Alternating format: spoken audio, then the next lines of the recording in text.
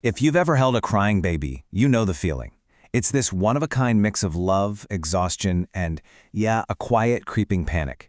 You've run through the entire checklist, fed, changed, rocked, and still, the crying just keeps going. Okay, let's really dive into this, because what if the goal isn't actually to stop the crying, but to understand what it's truly trying to tell us?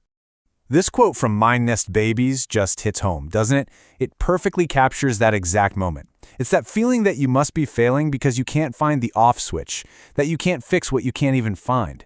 And it's a feeling shared by parents pretty much everywhere, throughout all of time. But hang on, here's a thought that completely reframes everything. What if this unexplained crying isn't a sign that something is wrong with the baby, or with you? What if it's not a problem that needs a solution at all? This question, well, it's the key to unlocking a totally new and, frankly, much saner perspective. So when we can't find an obvious reason for the crying, our first instinct is often to go into detective mode. We think there has to be something physically wrong that we're missing, and that search often leads parents down one very common and often misleading path: the belief that it must be reflux. This is a biggie, reflux. So many parents are told their baby has it, or even something called silent reflux. But here's what the science actually tells us. While reflux, which is really just a baby spitting up, is super common, studies are really clear that for most infants, medication doesn't actually improve the crying. It's a common diagnosis for sure, but a lot of the time it just isn't the real answer. So, knowing what to look for is crucial, and this is so helpful. Seeing your baby go bright red in the face, pull their little knees up to their chest, or arch their back, I know it can look totally alarming, but these are actually very normal baby behaviors. They are not signs of reflux. So if reflux isn't the culprit for most unexplained crying, then what is? Well, this leads us to a game-changing concept called the period of purple crying. And honestly, the most important word there is period. It tells you this has a beginning and, crucially, an end. This isn't a medical condition. It's a totally normal, predictable phase of development. And PURPLE is actually an acronym that just describes this phase perfectly. P is for the peak of crying, which usually hits around 6 to 8 weeks old. U is for unexpected. It can come and go with no warning at all. R means it resists soothing. Yeah, sometimes literally nothing you do seems to help.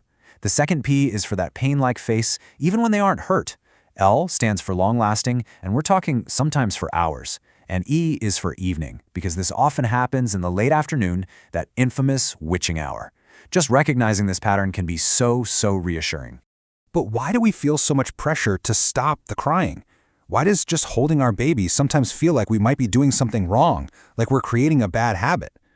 To get that, we kind of have to look back at where some of our modern parenting anxieties even came from. For most of human history, babies were in constant physical contact with their caregivers. It was just the norm. But in the early 1900s, the whole script flipped. Experts started warning parents not to respond too much for fear of spoiling the child. This is where the whole cry it out idea really took off. It wasn't until the 1950s that attachment theory came along and started to scientifically prove what our instincts were telling us all along, that a strong bond is critical. And today, modern neuroscience is showing us exactly what's going on in a baby's brain when they cry and why our response is so vital. So yeah, let's look at that neuroscience. Let's get inside that tiny head for a minute and shift our focus from trying to stop the crying to understanding what it's actually doing. A newborn's brain isn't a blank slate. It's more like a supercomputer that's been turned on for the very first time, but it doesn't have an operating system yet. It's trying to process everything, every light, every sound, every shadow. Unexplained crying is often just a sign of sensory overload. It's their brain saying, "I'm overwhelmed, and I have no idea what any of this means." This slide right here gets to the heart of it. Just try to imagine experiencing every sound at full volume, every light as painfully bright, every new sensation as totally strange, all without the mental filters that we adults just take for granted. That's the world a newborn lives in. Their nervous system is born completely raw. So, given that overwhelming experience, crying isn't just a signal, it's a biological function. As psychologist Dr. Aletha Solter points out, our emotional tears actually contain stress hormones. Crying is the body's natural, healthy way to literally release that pent-up tension. It's actually a healing mechanism. Okay, so if crying is a release and a baby's nervous system is totally overwhelmed, what is our role in all of this? This brings us to one of the most important concepts in all of developmental psychology: co-regulation. Here's the deal.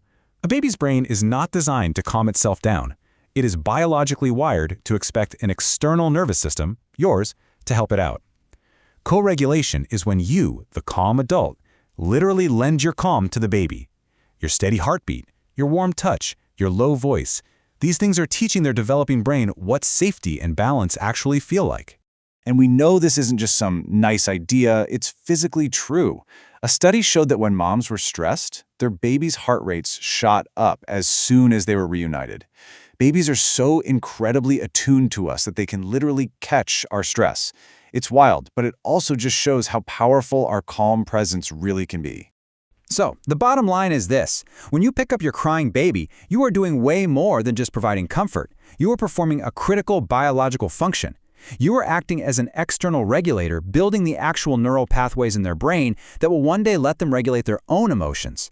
Your response is literally brain architecture in action.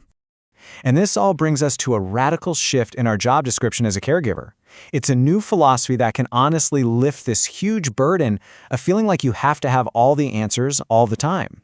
The old advice, the cry it out approach, risks teaching a baby that their distress signals will just be ignored, which can really undermine trust. But the alternative, this crying in arms approach, is profoundly different. The message it sends is, I will not leave you alone with these huge, overwhelming feelings. I will hold you while you let it all out, and I'll let you know you are safe.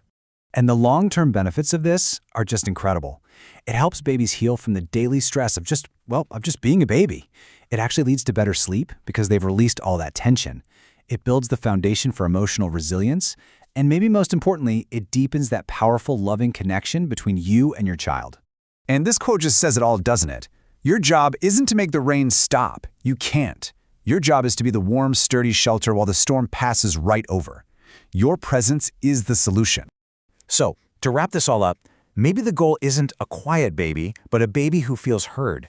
What if the most powerful lesson we can teach our children, right from the very beginning, is that we are willing to sit with them in their biggest, most confusing feelings, that they are never ever alone in the storm?